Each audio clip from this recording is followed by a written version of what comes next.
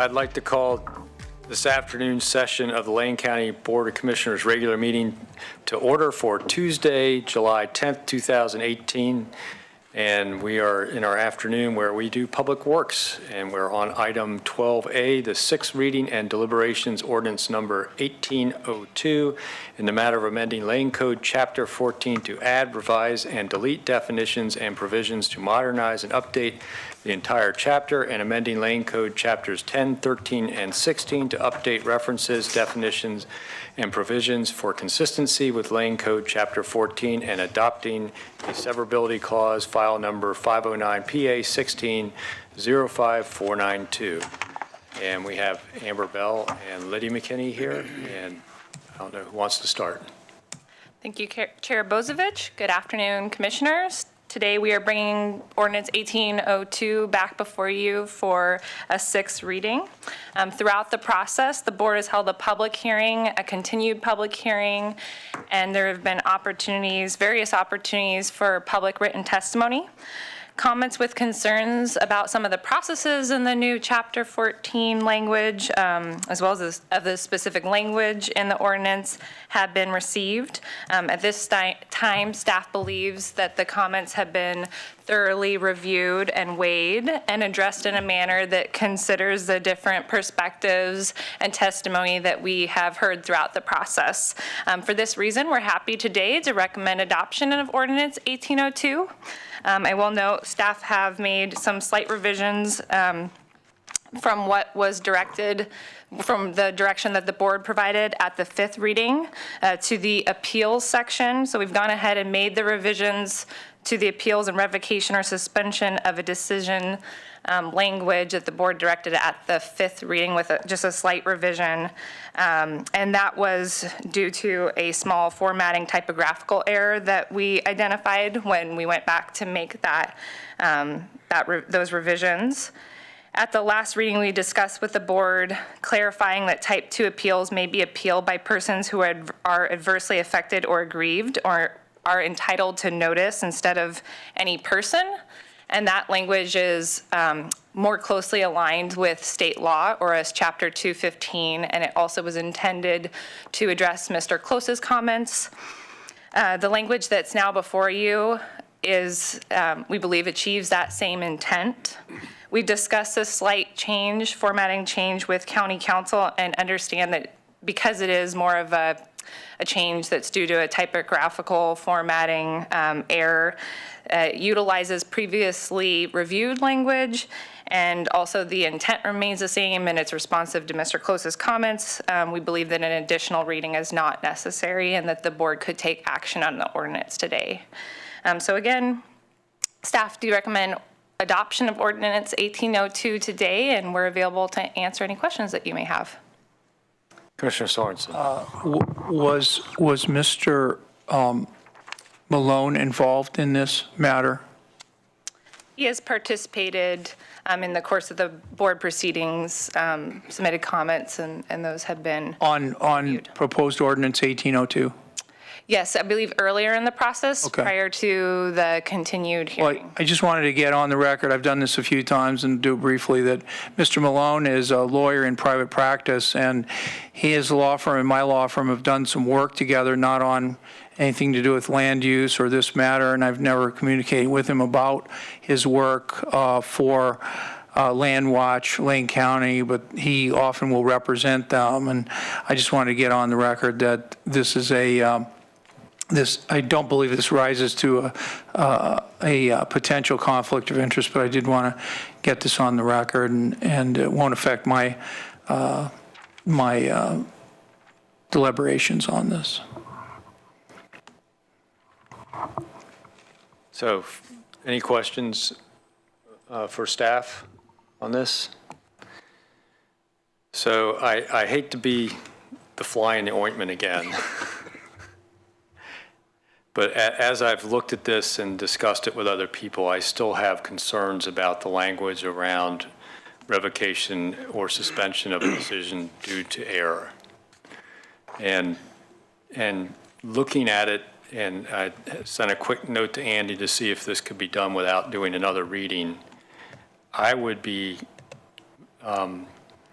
more at ease if we could delete 14090-8A Roman numeral 5, small Roman numeral 5, that entire section, which would delete the whole description of revoking a decision based on error, which wasn't in our code to start with, and has only come up potentially 3 times in the last 30 years that we can identify, 2 of which were cases of fraud and would have been covered in item 4,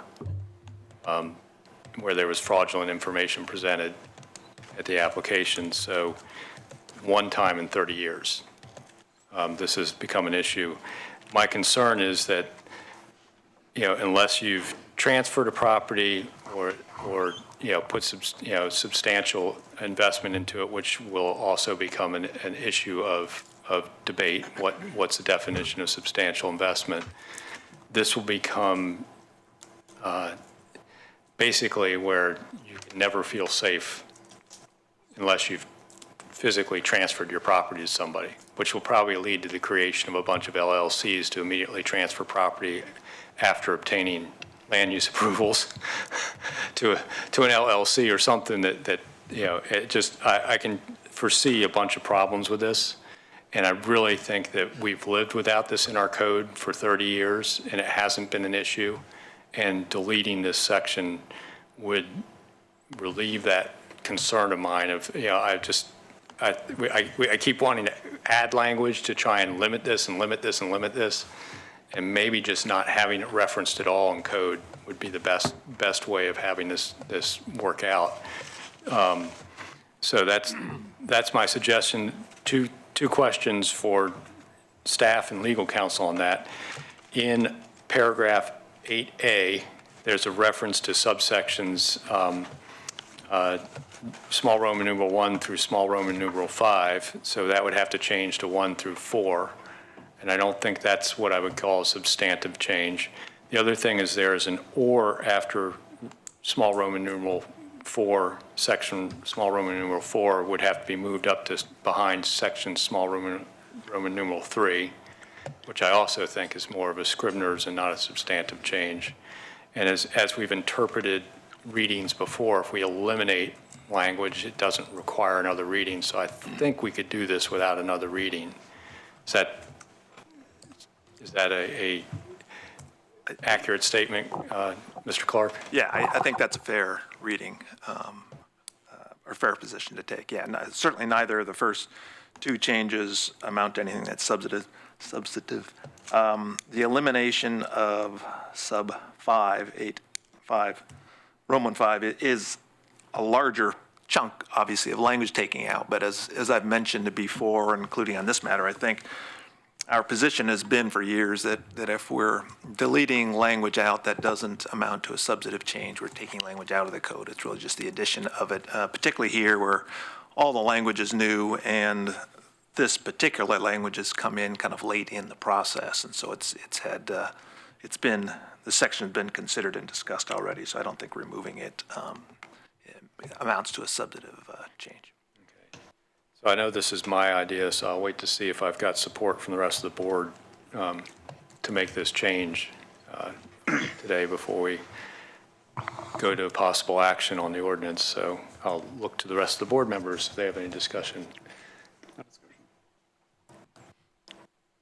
I have no issue.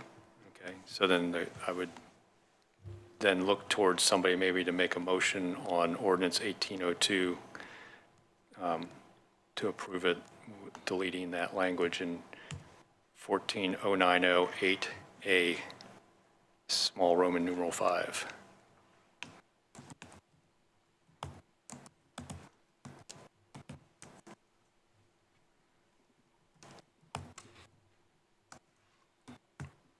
And making the subsequent Scribner's changes to correct the references above. 14090. 14090-8A5. Yep. All right. I'll give it a shot. Okay. Mr. Chair, I'd like to move approval of ordinance 1802 the matter of amending Lane Code Chapter 14 to add, revise, and delete definitions and provisions, to modernize and update the entire chapter, and amending Lane Code Chapters 10, 13, and 16 to update references, definitions, and provisions for consistency with Lane Code Chapter 14, and adopting a severability clause. This would include the elimination of Chapter 14.0908A, small Roman numeral 5. What was the other piece that we need to add? Was that? And making the correcting references above. Okay, correcting references above. All right. Second. So it's been moved by Commissioner Likens, seconded by Commissioner Farr to approve ordinance 1802, deleting the language in 14.0908A, small Roman numeral 5, and correcting the references above that. Any discussion to the motion? Seeing and hearing none, this is an ordinance, so it's a roll call vote. Commissioner Sorensen? No. Commissioner Lycan? Aye. Commissioner Farr? Aye. Commissioner Bozievich? Aye. Commissioner Williams is excused today. So the motion passes 3-1 with Commissioner Sorensen in dissent and Commissioner Williams excused.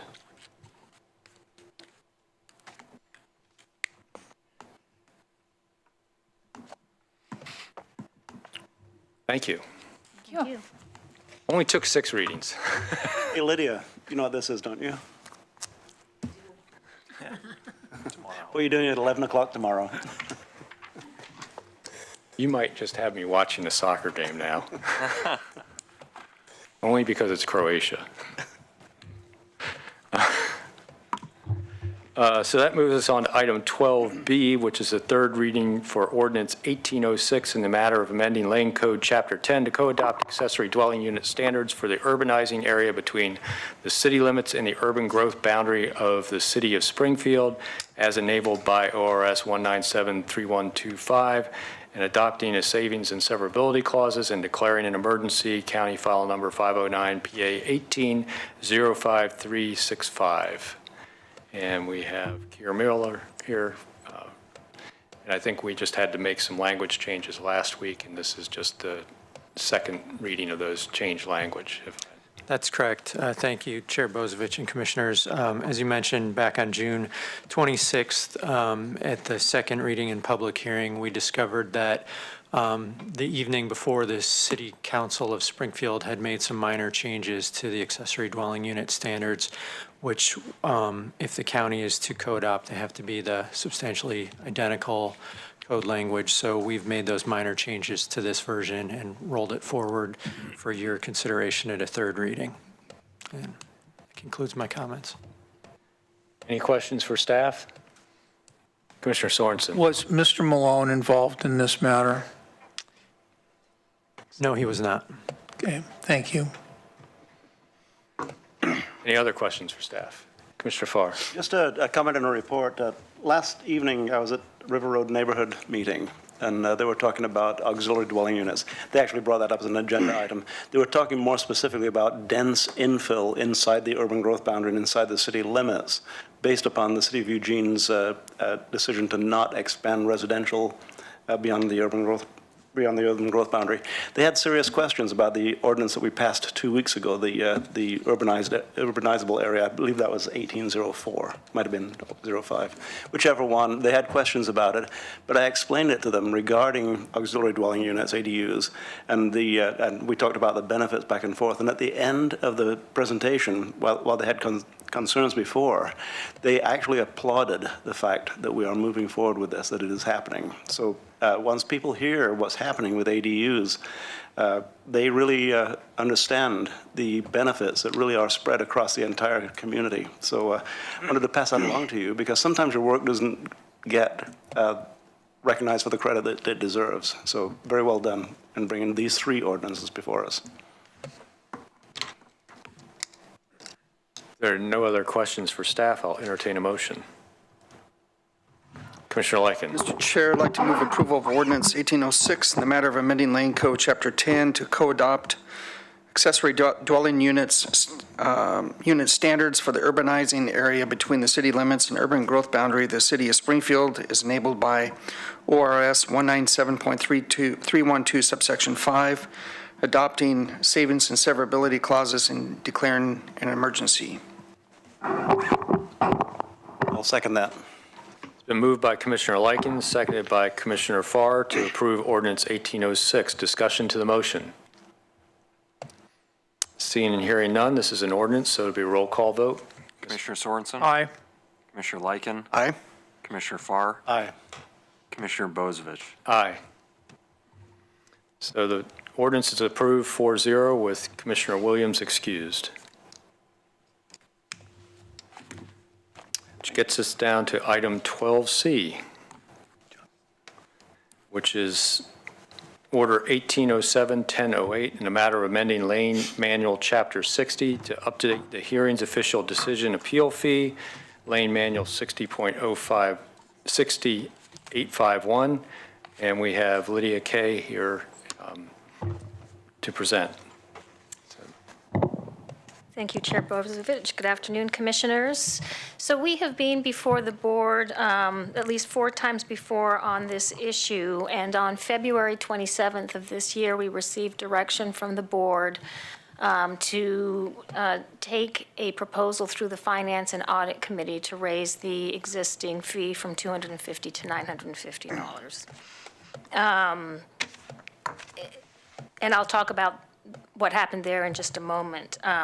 Since the last time that we were here, also what we've done is we've streamlined the process, really, I think, to the extent that we can. We currently have it on consent. These elect not to hear. That has been a change we made a few months ago that appears to be functioning very well. And so that has helped reduce the overall costs. But we still know that the actual costs are significantly higher than $250.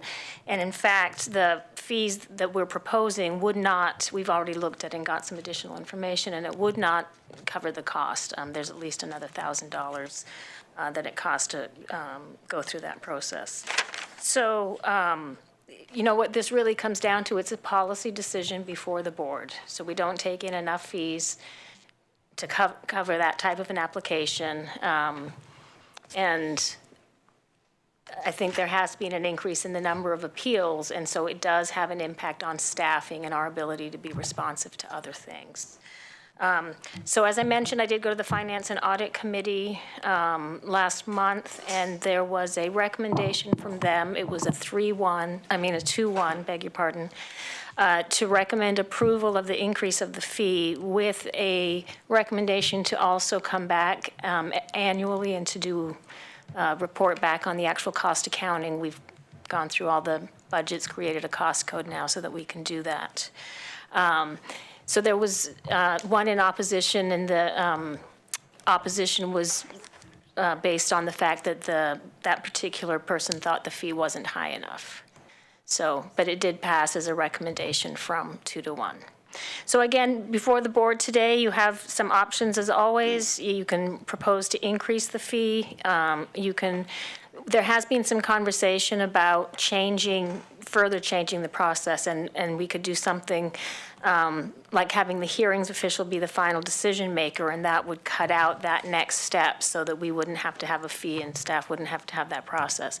And that certainly has some great advantages in terms of streamlining it for everybody, but it does result in the fact that the board then loses deference on our code issues. So, but again, if the board wants us to look into that and to bring forward we do that through a code change, through public process, if the board wanted us to go that route. And then alternatively, you could just leave the fee as it is today. So I have no further comments unless you have questions. Commissioner Farr. Thank you. I sit on the Finance and Audit Committee, and we had a robust discussion surrounding this. It's a 3-person committee. And the important part to me was that we had the annual review of the fee. And at that point in time, you said that you could establish a cost code for it. And with that, it would be easy to report on an annual basis, or whatever basis we want, but we said annual at the time.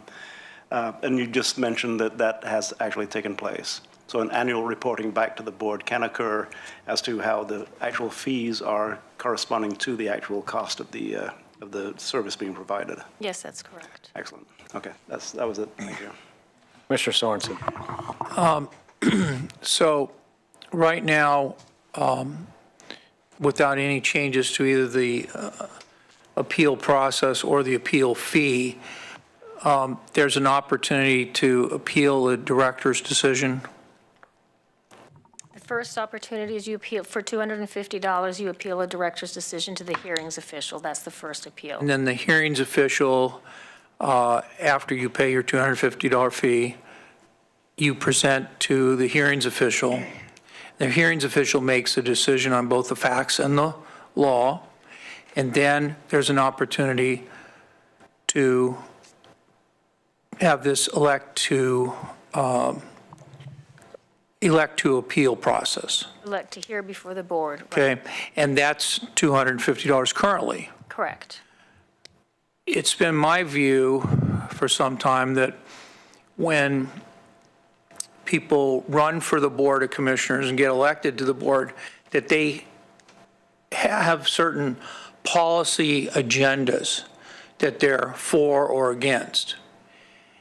But when they're thrust into this setting where someone appeals to the director or has a decision in front of a director and they appeal to a hearings official who's a land use lawyer who compares the code that's adopted by the board to the facts of a situation, and they have that hearings official make a decision, their next stop, if they come to the board, is to have the five of us who run in the public for public office and make promises about what we're going to do for our land use system.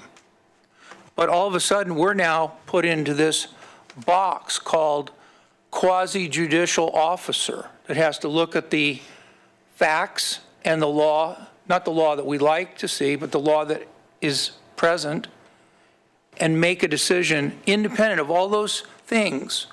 We told all those thousands of people on our way to one of these chairs. So I see one way around this dilemma is, instead of the question being, should we raise the fee from $250 to $950, I see it as maybe we should simplify the process and have the hearings official make the decision. And if someone wants to take it beyond that, they can appeal to the Land Use Board of Appeals and not to any other place within Lane County. And that way, we can retain our $250 fee to the hearings official, have no fee to the Board of Commissioners, and that's the decision. And if the decision wants to, if the people are not happy with that, one side or the other, they can appeal that to LUBA. That saves the board a lot of time, saves the staff a lot of time, and in my judgment, will save the litigants a lot of time. And that way, we don't have to put a barrier as high as $950 to come to this board. Because I guess if they don't come to this board, they're out. They have to come to this board to get a decision in order to go to LUBA, correct? Yeah. So if they're unhappy with that hearings official decision, right now, they have to pay whatever the board thinks is a fair fee, which I don't think $950 is for these citizens that come forward. They have to pay that fee, and then, if they don't like what we decide, they can appeal to LUBA.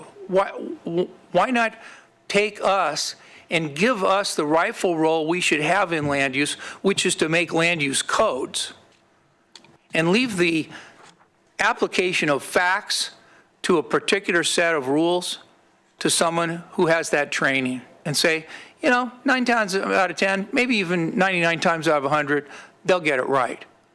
What I see as a risk, and I know some of the other commissioners have agreed with me at times, is there's a risk of commissioners launching into their rule-making function, launching into their rule and law-making function in the middle of a contested land use case.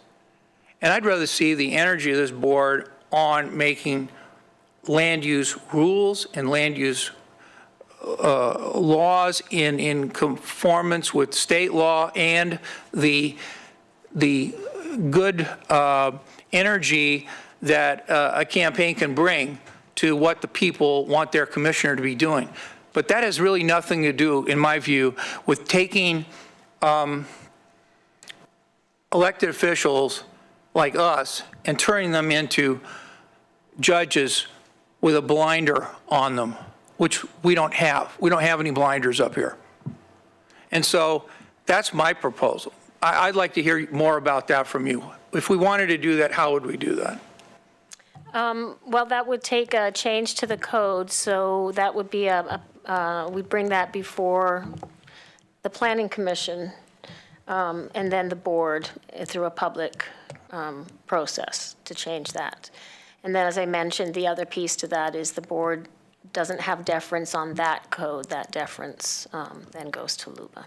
Well, the board may not have deference in the code in applying it in a particular fact pattern, but the board has every bit of right to make a rule that they want that hearings official to apply. So I don't really agree that the board wouldn't have any deference. It would certainly be able to pass any code that's consistent with state law to guide future decisions of a hearings official. If I can break in, yes, that's right. The board in its policymaking role has deference to do what it wants within the bounds of state law. Obviously, the reference Ms. Kay is making a deference has to do with the judiciary function of this board and LUBA and whether or not this board's interpretation of its own code in its judicial capacity is entitled to deference at LUBA or the Court of Appeals. And obviously, if the hearings official is making the decision, there's no appeal to the board, there's no argument that the HO's interpretation of county code is entitled to deference. That doesn't work that way because the HO doesn't adopt the code. I guess I'll leave my initial comments on this way.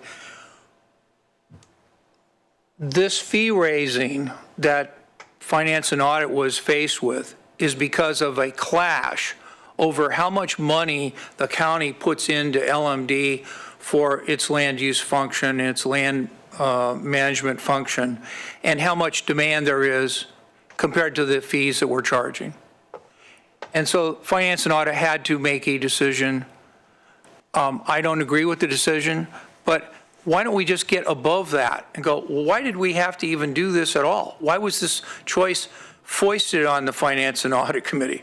Why not just be honest about it? And that is 99 times out of 100, the decision made by a hearings official is one that the commissioners would be in favor of. That there's no need for some elaborate deference to the county code. Usually the code has been written, the advocates for and against a particular thing will be in, they'll be tenacious about advocating their position, and the hearings official has to make a decision.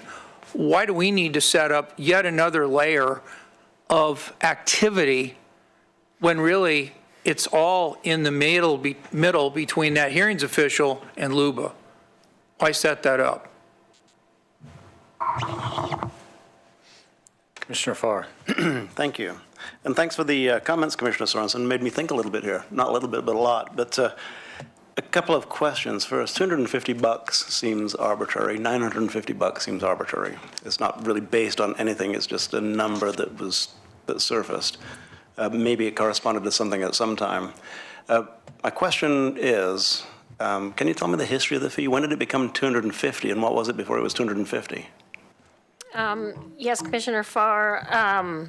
The fee, we actually in 2008 is when there was a change, and we made some changes in the way the code worked, which again is what we'd have to do again. And so the fee prior to that had been this kind of scaled fee depending on the process, either $1,000 or $2,000 roughly. And so there was discussion in 2008. There was the direction the board at that time gave was to look into options to reducing the fee, and they came back with a recommendation, and the board approved a reduction of the fee to $250. Okay, and so that was in 2008, before I was there, but Commissioner Sorensen was on the board at that point in time, just as a point of reference. Now, It was someplace between 1,000 and 2,000. It was reduced to 250, but it still cost me someplace between 1,000 and 2,000 to process. Correct. So it was being subsidized. I mean, everybody knows this. It's being subsidized by other monies coming from someplace else to pay for that, which we do that a lot in government. We pay for a lot of things with money that comes from someplace else. So I'm not saying that it's not right to do that. But I'm kind of curious. We reduced it to 250 from someplace 1,000 to 2,000. And now the Finance and Audit Committee reviewed the information that you presented, and we came back with the $950 fee, which you stated, and correct me if this isn't exactly right, because I don't have my notes before me, that by conducting an annual review, we'd kind of begin to see, based upon new rules that we have, whether or not the $950 comes close to paying for the service. Is that a good assessment of what went on in the Finance and Audit Committee? Yep. Basically, that was it. So, and that's the reason that we came forward with a $950 fee, is that we don't, once again, it seems pretty arbitrary to me. 250 is certainly very, very arbitrary indeed. And 250 is significantly less than the 1,000 to 2,000 that it was. 950 is still less than the 1,000 to 2,000 that it was prior to 2008. Whatever machination took place in 2008, I'm not privy to that, nor shall I ask you to rehash what happened in 2008. But that being said, at 950, we're not taking money from other parts. We potentially are taking less money from other parts of general government to pay for the fees. I'm not talking about the number of appeals that we have. I'm not talking about anything other than the straight, what seems like a very arbitrary fee to me. Now, what Commissioner Sorensen says has a lot of merit. You know, skip the Board of Commissioners entirely, but he's been on the board for 16 years or so, had a lot of time to think about that before he came up with it today. I've been on the board 5 years, not had a lot of time to think about it, and maybe it is something that we need to consider in a work session or for some future action of the board. But at this point in time, we don't have enough information to act on Commissioner Sorensen's recommendation today, but I'm interested in it. So just wanted to give you a little bit of history of what happened in the Finance and Audit Committee and why the 950 came forward, and that is what we, in a 2-to-1 vote on the Finance and Audit Committee, with one person saying it should be higher, we came back with a 950, and that's where we stand today. Thank you. I'm sorry, this is not a public hearing. Commissioner Lykin. Thank you, Mr. Chair. So question, Lydia, is how long has the appeal process been coming back to the board? Just in the last year or two, or The elected. decades, to elect to hear? Well, I don't think it's exactly, I think in 2008, there was some code language that enabled it, but I actually don't have the history. So, I mean, there was a similar, I don't know if you can talk about the previous code. I don't have a good memory of the history. Well, a dim memory, I guess. I think that at some point, as far as I know, the county has always been the final decision maker. At some point in the 2008 or 9 era, that final county board decision-making process became the sort of elect to hear, whether the board could decide, you know, we agree with the HO, sign the order that passes it on. That's what makes the county decision final, is always a board order. It can be after a hearing or without one. As I say, I think that was done sometime around the time that this fee changed from down to the 250. And then prior to that, I think everything has always come, all appeals for the appeals for non-legislative stuff have always come to the board to be the final decision maker for the county. so it's not new. No. And obviously it was occurring long before I've been on this board. Correct. Well, and I would agree. I mean, frankly, the board can look at this. It's probably going to be looking at it long after I'm gone, but you know, you can look at it. And in the Finance and Audit Committee, you know, I was the one no. There's no doubt about it. I made my opinion known, and part of it is because you know, I've been involved with my family's building and development company for a long time prior to public service, and it can be very, very costly to go through a process like this. But not only that, not only from a private sector perspective, but from staff's perspective, I mean, until this Board of Commissioners and the Budget Committee in the future decides to make changes on exactly how land management is funded. Right now, it's funded by fee. That's it. And if we want to change the policy to where more toward Marion County and Clackamas County, where the general fund is also a part of the operations of land management, that's a decision that the board, the Budget Committee and the board can make. But that's not where it is today.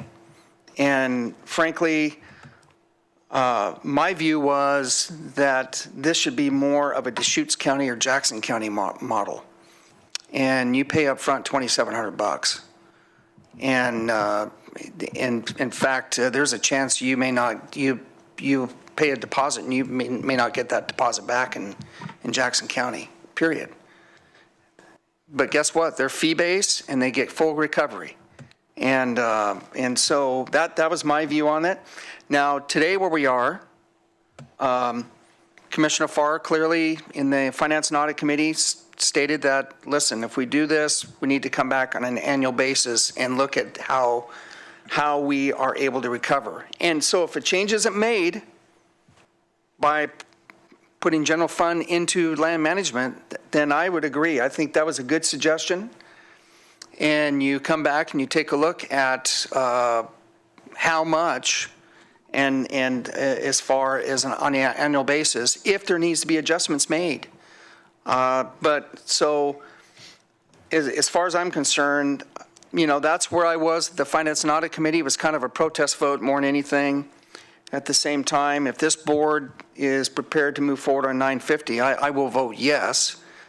But clearly 950 still does not give you the type, and even if from a policy perspective, we changed this so that the board, and instead of the board has an elect to hear, and with the hearings officials, the last person, staff still has to have findings. You still have to make the case. It's still going to cost money for staff to present that, no matter what. And even if it's here or at the Land Use Board of Appeals, staff still has to come up with the dollars in order to put this forward. That's where it is. And 950, frankly, still doesn't cover it, regardless if the board is the last wall or not. So that's just where I'm at. And frankly, I still think 950 is a bargain basement price, especially if you look at counties that rely on fee only. This is still cheap. And we're still a third of what some of the other counties are charging. And that's a good deal, frankly, in my view. So that's where I'm at on this. And we did have a very robust discussion, no doubt about it. It was it was very, we'll just put it that way. And I appreciated staff's, you came fully prepared for the Finance and Audit Committee meeting. I really was very appreciative because we didn't give you a heads up of what we were thinking or not. And we asked questions and you provided answers. I was impressed. And, but that's kind of where my feeling is on this. And I think 250s, it's almost like rolling a nickel down the street. I mean, come on. For what staff has to do to present findings based on the land use system in this state, really? I don't think so.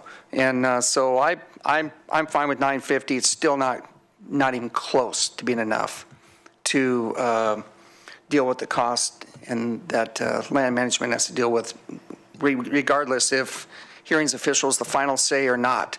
Because once it's going to get appealed, it has to go up to Land Use Board of Appeals, you still have to make sure you have the findings in place.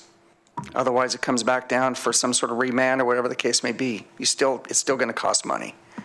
Thank you, Mr. Chair. So I'm going to put myself in the queue for a minute here because everyone's had a chance to speak. I appreciate Commissioner Sorensen's discussion of that role switching back and forth between legislative and quasi-judicial that the board has to do. We also switch back and forth between legislative and administrative when we move into negotiating with a contracted union. So we do have multiple roles, and it's one of the unique characteristics of being on a board of commissioners is you do have multiple roles. For me, deference is really important because, we do write our own code, and it's not the same all over the state because each county has a little bit different what they wish to get out of the statewide planning goals and the statewide planning system, and their what they choose to try and get as results. And for me, part of what we do when we write that code is there's legislative intent involved in that. We write a set of language, but there was an intent of what we wanted to achieve with that language. And quite often, a planning director and subsequent hearings official's decision is based on what that legislative intent was, and our ability to affirm an accurate interpretation of that legislative intent and have the deference of that interpretation at LUBA and further in the Court of Appeals is a very valuable issue. And I know it sounds like we're going back and forth between being judicial and legislative, but that is part of our role. And I think, us affirming that accurate interpretation of legislative intent is a critical role. So that gets me, I just want to go back and walk through a couple things just to make sure I have clear understanding.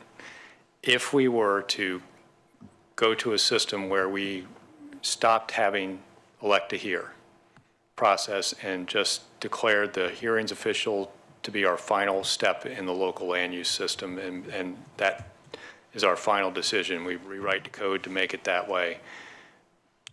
We clearly lose deference because that hearings official is not an elected official. Correct. And that's clear in case law. There's no question about that. No, there's no dispute at all. Okay. I just want to make sure that's very clear. So for me, stepping back to that system, I can't go there. It's too important for me to have deference. I mean, we've got a case going possibly in front of the state Supreme Court over the interpretation of a single word over replacement dwellings. So, it's that deference, I think, into how local code is written is truly important. So then it gets to the issue of, is it possible to make, we've managed to at least streamline this to where we're doing consent for elect not to hear, which I think has been a blessing in a lot of ways. But there's still a certain amount that's required to get it onto the consent calendar, a certain amount of record that has to be prepared in order for us to have a board order that gives us that deference. So my question is it possible to streamline this down to be close to a 200, I don't think we'll get down below 250, but even close, say $500, and still have enough documentation in the board order and in that file as we make that vote to later on be determined that we have deference to our interpretation. And I'm looking at Lydia and Andy who have to prepare those consent items. Are we just way off of that? I mean, because I know 950 doesn't even cover it right now. So maybe I'm looking at maybe Steve wants to answer. I think we all need to share a piece of this. So the components of the cost, as I understand it, are essentially two. You have the staff, the land management division staff, time and cost involved in the work they have to do. So I'm going to let Lydia handle that piece. And then there's the administrative costs for items to be placed on the agenda. And I think both of those were in your report here. And there was a reference to around $1,000 to $2,000 administrative costs. So that would be the cost that we estimate for budget review, county administration, and Board of Commissioners time. That cost is a reflection, I guess what I want to characterize this as is a flawed methodology, but the best that we have available to account for all the costs involved in getting items on the board's agenda, and having a consistent way for budgeting those costs and the revenue collected for them from departments year over year. In fairness, I don't think it's an accurate reflection because it doesn't decipher between consent items or the type of consent items or regular calendar items and the type of regular calendar items. There's a great degree of variation in the items on each board's agenda that require a different level of both staff time, which is a separate cost, department staff time, as well as administrative time. The more complex an item, the more lengthy an item, the more both staff time and administrative review and processing is required. So I just want to provide some context around that the numbers that Lydia has in the staff report are accurate from a budgetary standpoint, and they're the best number we can give you, but they're not a true reflection of the actual cost for each item. The actual cost for the administrative piece is based on the length and complexity of that item. So I guess I would leave that to you to determine. I think you could, from the administrative cost standpoint, I would reach the conclusion that these items would likely require less administrative process and review than many, if not most other, at least land management related items. And then you can speak maybe to the LMD staff costs involved. Sure, happy to. And to some degree, it's the same kind of question. It's a level of complexity question. Whether or not the question was, can we reduce the staff time to equal the $250? And I think that's very unrealistic, just because we do have, there's a number of steps to go through just to prepare it for consent. And there is a lot of the work is done in terms of the analysis. There's a different additional code criteria that have to be presented, a board packet, and then, the administrative piece as it goes through our division before we send it downtown to county administration to finally get it before you. So we estimated, and it was an estimation, but I think it's a fair guesstimation of the average cost of just staff time at the Land Management Division for taking something onto a consent calendar item, as a consent calendar item. When we've looked at hourly costs of anything that's beyond a consent calendar item, and I would agree with Steve, there's a lot of things that we bring before that require more people analysis, that would result in an actual higher cost. So the consent calendar does streamline it for us. It certainly, and has made that difference. But I don't think we could really get it down to where $250 would cover staff time. If I could add in real quickly, because it kind of dovetails in with our discussion of deference. To have a reasonable argument at LUBA, the Court of Appeals, that the board's interpretation is entitled to deference, you have to have the HO hearings official interpreting county code rather than state statute. And a lot of land use is driven by state statute. But in addition, it has to be county code that's not just an implementation of state statute. I mean, a lot of the state statutes require the counties to adopt particular codes. And if we adopt that code with simply parrot statute, there's no deference given because it's not your legislation, it's the state's. So it has to be that circumstance where the board will agree with the HO and yes, and we can argue deference. In order to get there, though, you need the planner essentially to be making that call, that's the sort of code that we may get deference with, and also that we agree with what the HO's done with its interpretation of that. The planner makes that recommendation when he or she drafts the order that you sign. I will review it and see if I agree, and then this board looks at it as well and decides whether or not it agrees in it with the interpretation. And it doesn't matter whether that's a consent calendar or we have a hearing on it. The decision-making at all three levels is essentially the same. And so all of that takes time, of course, and fitting that with the administrative stuff that Lydia's talked about at $250 is difficult and then some. Commissioner Sorensen. How much money are you getting now in your budget that's other than fees? We receive about $1 million from the Solid Waste Fund. That covers our customer service costs and code compliance program.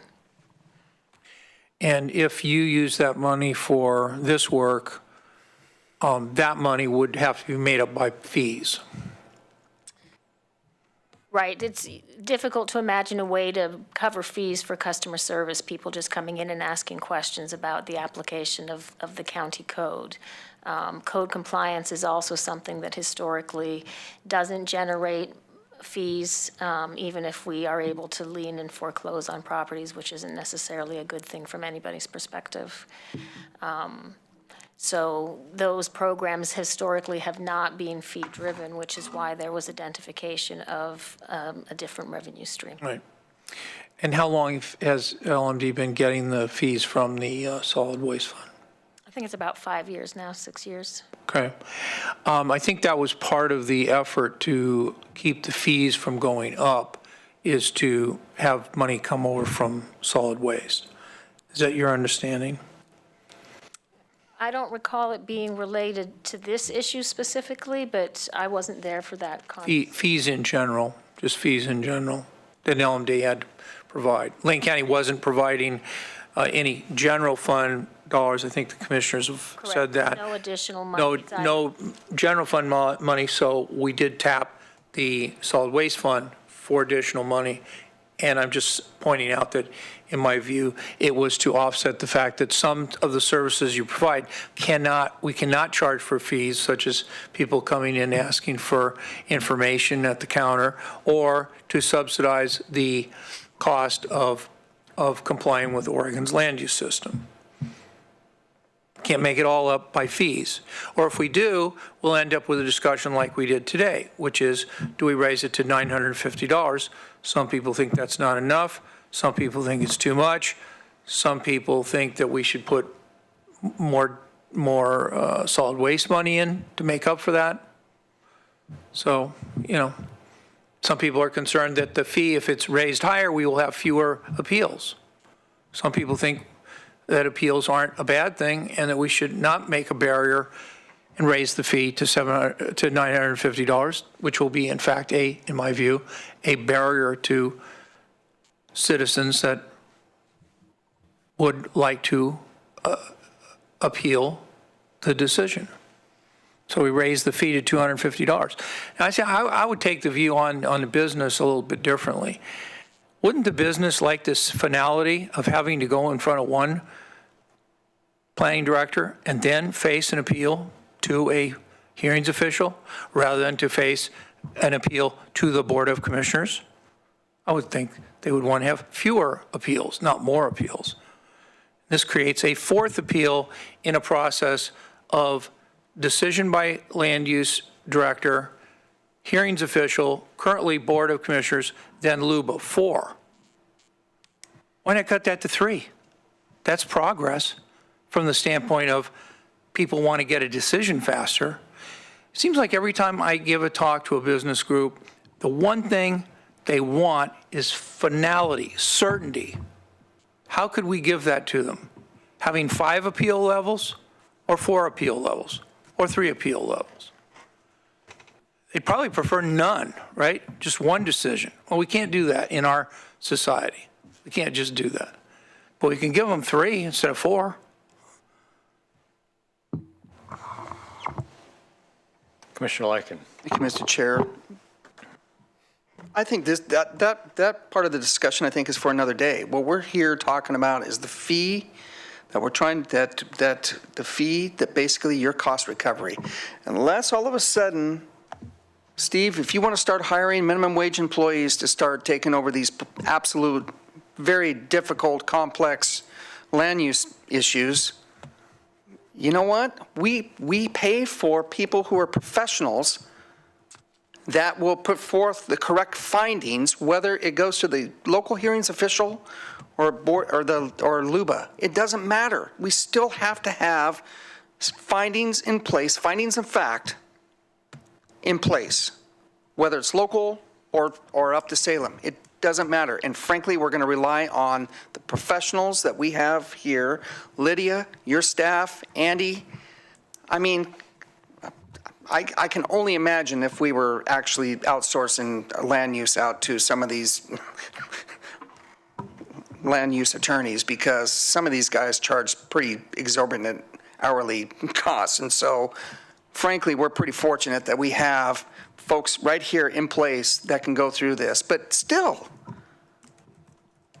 we're paying you, we're paying a professional wage like we should. And that's what this is about. This is about getting the cost recovery in place based on our staff putting forth facts, findings of fact, whether it's local or going to the LUBA. Now, we can have the conversation again, and I would agree on the certainty issue. There's no doubt about it. As I mentioned earlier today, this whole building codes issue was getting ready to take certainty and throwing it out the window that they were coming up with. And thank God, again, I'm going to point out, the leaders of this was Lane County staff working with AOC, but our staff is the one who pushed on that and pushed back.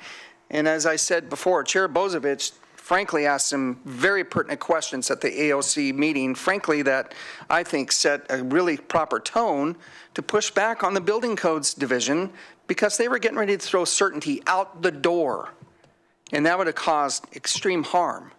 So this is really what we're talking about today, is the fee on cost recovery. And $950 is not enough, but it's a start. And as I stated before, I agree with Commissioner Farr. I thought he made a good suggestion in coming back to this on an annual basis just to see where we are. And again, if the Budget Committee wants to come back and say, you know what, we want to start putting general fund into LMD in the future, you can have a whole different conversation on the fee structure again. But that's, to me, the discussion today is about the fee and cost recovery, and not necessarily the policy of whether what the elected here is going to be. That's absolutely a conversation that probably should be had. I'm more in line with where Chair Bozovich mentioned. That's just me, but again, my mind could be changed on that. There's no doubt about it. Today, that's how I feel about it. So I think the focus really should be on the fee, the cost recovery, and really getting what we're paying for. Frankly, I got to tell you, our staff here does a terrific job on putting forth finding of fact, whether it's for the hearings official, the Board of Commissioners, or LUBA, and I appreciate the work you do on this. So jump back in here again, because I didn't get to some of what I was going to cover around general fund support also, so it's good it came up again. But I also want to get back to, if we wanted to eliminate an appeal level, the one to eliminate actually is the HO, and have the board hear everything as a final decision, which I don't want to go there, frankly. But if you're going to, you want to streamline the process and eliminate one step in the appeals process, we'll have the board hear all land use appeals to the planning director. And we'll spend a lot of evenings in meetings and not liking our jobs very well. I'm really happy I'm a short timer. Yeah. But there is a way to cut one of the steps out, and maintain that an elected body is the final decision maker, and gives deference to our interpretation of the code. But there was a decision made as we were losing timber funds of why we moved land management into an enterprise fund and made it fee supported. Part of that decision at the time was, and it was a movement across the country, was to stop subsidizing developers with tax money. And I don't think people remember that going on in the 90s and the early 2000s. And there was an extreme effort to pull general fund money out of building permit departments for just that reason, that was actually subsidizing development with taxpayer funds that may not support that kind of development. So we now have developers paying their full share on the permitting and application side. And yes, we don't put general fund money in. We do get some solid waste money, but it doesn't subsidize the permitting side or the application side.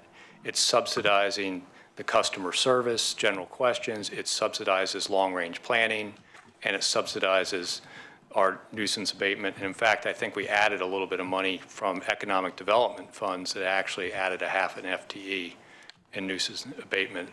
That's even beyond the solid waste. If I remember a past budget discussion, didn't we put some ED money? We added some extra money into land management to add staff. Video lottery, we put some video lottery. Data lottery, yeah, that's what I thought, yeah. Which The is long-range planner, Yeah, fund one long-range planner. yeah. So there is, other than fees, there is, other than the solid waste, there's also video lottery money we've chosen to put there. None of it subsidizes development or the applicants or the homeowner, the property owner. The only place we're subsidizing right now is appellants and citizens. We're subsidizing their customer service, we're subsidizing the appeals process significantly right now. So on one hand, we've got the person that wants to build something, and sometimes it's just a mom and pop, that's owned a property for a long time and is finally trying to construct something on it, paying full fee. And then, the neighbors, for good reasons, lots of time want to appeal that because, they don't want to see the change. They think it's incorrect, whatever, not in characteristic with the neighborhood. But they're being subsidized against mom and pop trying to build a home on a long time piece of property. That system seems a little unbalanced right now. And what we're looking at is maybe providing a little bit less subsidy to the one side. It's still being subsidized if we raise this fee to $9.50. And if we don't raise this fee and start recovering some of this cost, the subsequent side of that is we have to make it up somewhere, which means we either raise other fees, which is back on the only people we're raising fees on are the actual people applying for permits and zoning approvals, the applicants, or we cut staff in areas that serve the general public, like nuisance abatement and customer service. That's the only way we make up this loss of staff versus what we're actually collecting in fees. So that's the trade-off to not taking action today and trying to somewhat align this. So we don't subsidize development at all in this county, which I don't think is a bad thing, with tax money. What we do subsidize is customer service and nuisance abatement and long-range planning. And we are subsidizing the appeal process to a heavy degree right now. We're just proposing to maybe balance that a little bit and not completely. And I don't think what we're proposing is a terrible imposition when you look at what it actually costs to defend against an appeal and what you actually are going to spend. If you're going to successfully prosecute an appeal, you're going to need to hire expertise well beyond this $700 difference in fees. So I kind of look at this as striking a balance between full recovery and subsidy and not going too far. But I also like the fact that now we're going to be able to attach cost codes to this and trace it over a year and see how we do. I thought that was a good recommendation coming out of the committee. So I support the motion as it stands because I don't think we can streamline to get down close to 250. I don't think we can get to 500. I don't actually think we can get below 950 in cost, even as much streamline and maintain that deference. And for me, the deference is really important. It is an extra step in the process, but it's a step that we've had in the process for quite a long time. And I think it's something that we need to maintain is that local interpretation of our code and legislative intent is important. So that's where I kind of, after listening to staff and thinking about this a bit, it's kind of where I'm falling. Further discussion on the issue or questions for staff? then I'll entertain a motion. Commissioner Lycan. Thank you, Mr. Chair. I'd like to move approval of Order 1807-1008 in the matter of amending Lane Manual Chapter 60 to update the hearings official decision appeal fee, and that's in Lane Manual 60.851. I'll second the motion. It's been moved by Commissioner Lycan, seconded by Commissioner Farr to approve Order 1807-1008. Discussion of the motion. Commissioner Lycan. Thank you, Mr. Chair. As I stated before, I voted no in the Finance and Audit Committee meeting. I will vote yes today, but it's just something so we can move this thing forward. I still believe we are completely, I strongly believe that 950 is not near enough.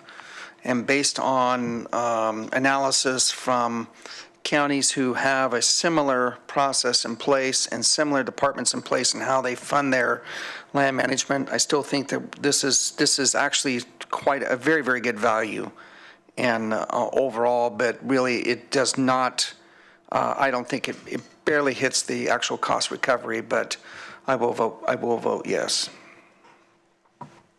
Further discussion to the motion? Seeing and hearing none, I'll call for the vote. All those in favor, please say aye. Aye. All those opposed? No. Motion passes 3-1 with Commissioner Sorensen in dissent and Commissioner Williams excused.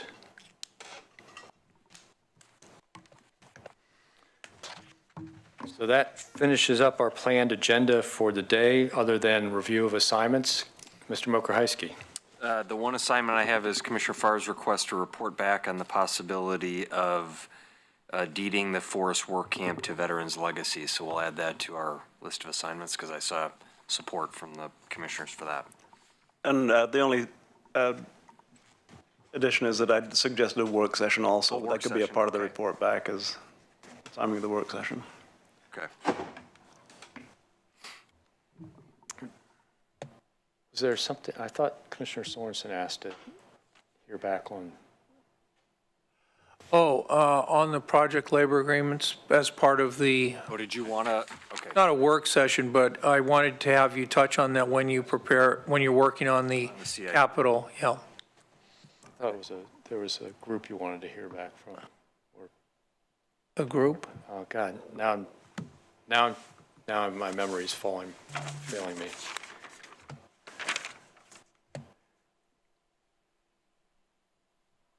Oh, Coos Bay Rail. The Coos Bay Rail people. you Oh, want yeah, them to come yeah. back? Ask legislative and transportation to get together and see if they're willing to do a presentation on the Coos Bay Rail line. Give me a And, second to remember. yeah, I knew there was something you had asked about Yep. this Be a morning. presentation to the board on the Coos Bay line yeah, from the track and the yeah, legislative committee.